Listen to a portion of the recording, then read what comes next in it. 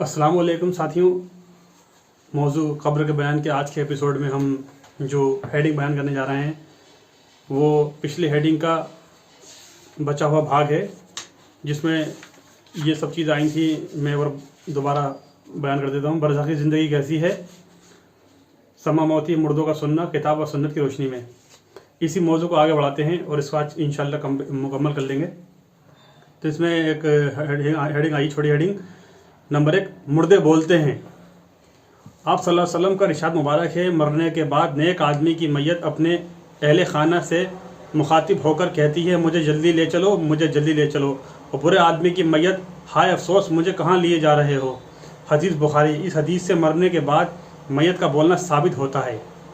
मुनकर नकीर के सवालों के जवाब में नेक आदमी और उसके रसूल पर ईमान की गवाही देता है, जबकि काफिर और कपटी आदमी हाय अफसोस कहता है। हदीस बुखारी, अबू दाऊद आदि। इन हदीसों से यहाँ ये बात साबित होती है कि मुर्दे बोलते हैं, वहाँ ये बात भी साबित होती है कि बोलने की इस खासियत में किसी की बुजुर्गी या विलायत का कोई दखल नहीं।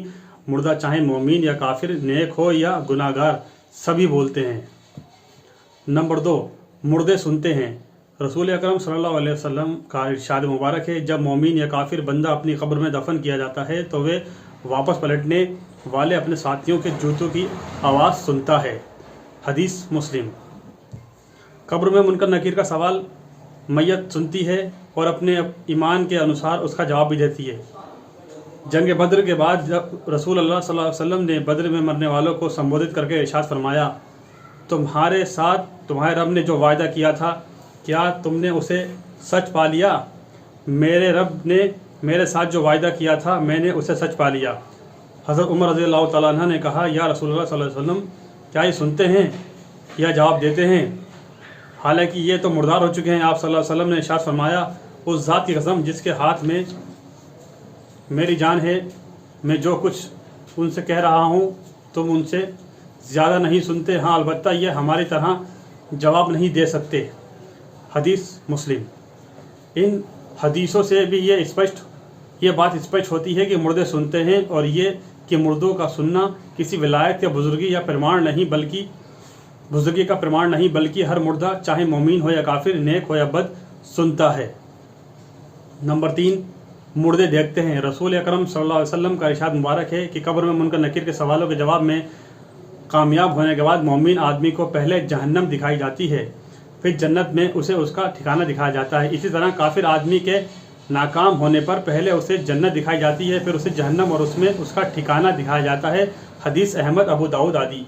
इससे यह बात स्पष्ट है कि मुर्दा चाहे मोमिन हो या काफिर, देखता भी है। हेडिंग नंबर 4, मुर्दे उठते और बैठते हैं। आप सल्लल्लाहु अलैहि वसल्लम का इरशाद मुबारक है कि जब मुनकर नकीर कब्र में आते हैं तो मैयत को उठाकर बिठा देते हैं। हदीस बुखारी, मुस्लिम, अहमद आदि। नंबर 5, मुर्दे तकलीफ और राहत महसूस करते हैं।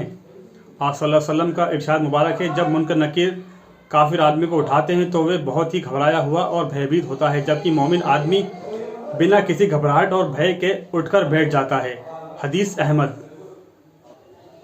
मुर्दे तकलीफ और राहत महसूस करते हैं। आप सल्लल्लाहु अलैहि वसल्लम का इरशाद मुबारक है, जब मुनकर नकीर काफिर आदमी को उठाते हैं तो वे बहुत ही घबराया हुआ और भयभीत होता है, जबकि मोमिन आदमी बिना किसी घबराहट और भय के उठकर बैठ जाता है। हदीस अहमद।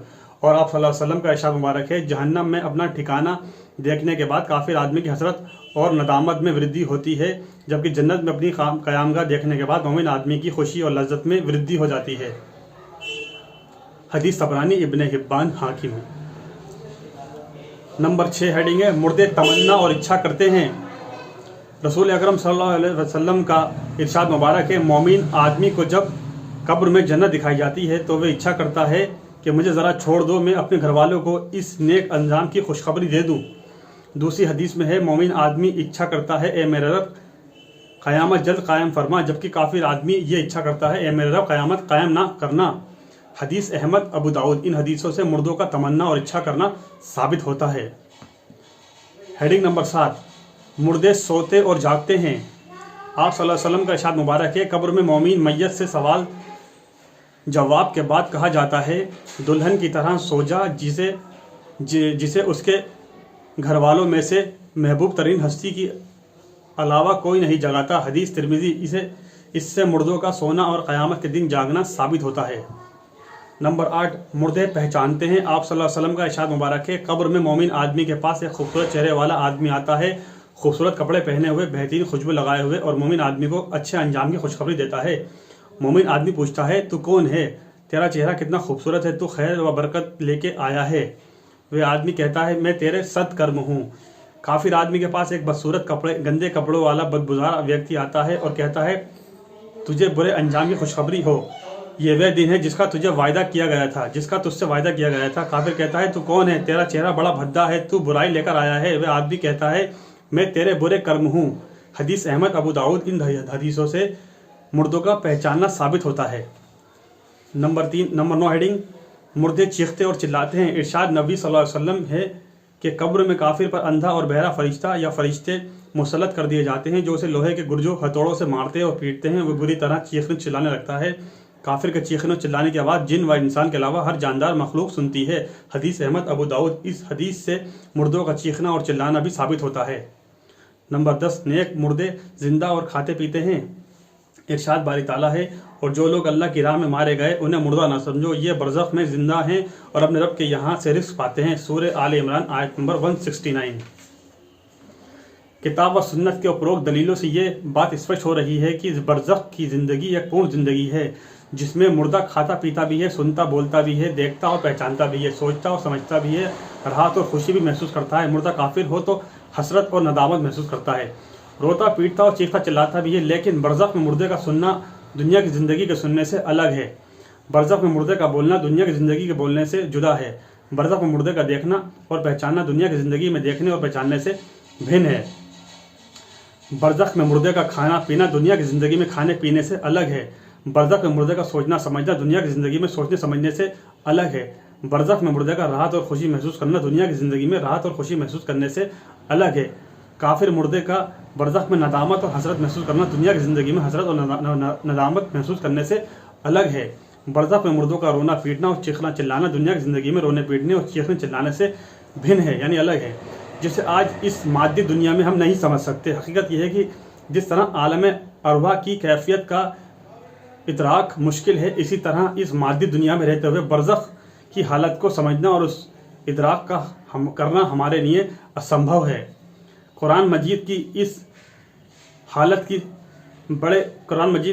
हालत की बड़े स्पष्ट और साफ शब्दों में पुष्टि करता है। इरशाद बारी ताला है, जो लोग अल्लाह की राह में मारे जाएं उन्हें मुर्दा ना कहो, बल्कि वे बरज़ख में जिंदा हैं, लेकिन तुम्हें उनकी ज़िंदगी का शऊर नहीं। सूरह बकरा आयत नंबर 154। अल्लाह ताला के इस स्पष्ट इरशाद के बावजूद जिन लोगों को इस बात पर इसरार है कि वे बरज़ख की ज़िंदगी का शऊर रखते हैं और जानते हैं कि मुर्दा वैसे ही सुनता है जैसे दुनिया की ज़िंदगी में सुनते थे, मुर्दा वैसे ही बोलता है जैसे दुनिया की ज़िंदगी में बोलते थे, वैसे ही खाते पीते हैं जैसा दुनिया की ज़िंदगी में खाते पीते थे, उनका मौक़िफ़ दृष्टिकोण न केवल ये है कि आकलन सही नहीं, बल्कि वे हज़रात कुरान मजीद की उपरोक्त आयत में ला तशअरून के शब्द का खुल्ला इनकार भी करते हैं। साथियों, आज इस मौजू को यहीं पर रोकते हैं। इंशाअल्लाह इसके आगे का हिस्सा बल्कि मैं सोच रहा हूँ कि इसको आज ही कंप्लीट करता हूँ, आज ही कंप्लीट करने की कोशिश करते हैं। आखिर में हम मरने के बाद का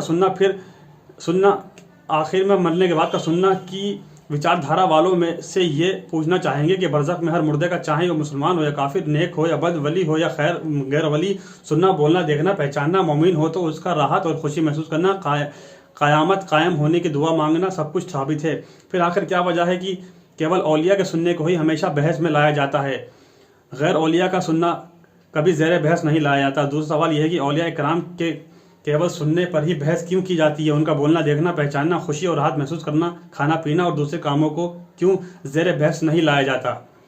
कारण स्पष्ट है कि औलिया और नेक लोगों के बरज़ख में सुनने को ही बुनियाद बनाकर उनके मज़ारों पर हाज़िरी देने, मुरादें मांगने, हाजत तलब करने, मुसीबत और मुश्किल में उन्हें पुकारने और उनसे गुनाह बख्शवाने का विश्वास कायम होता है। फिर इसी अक़ीदे की बुनियाद पर लोगों से चढ़ावे और नजराने वसूल किए जाते हैं।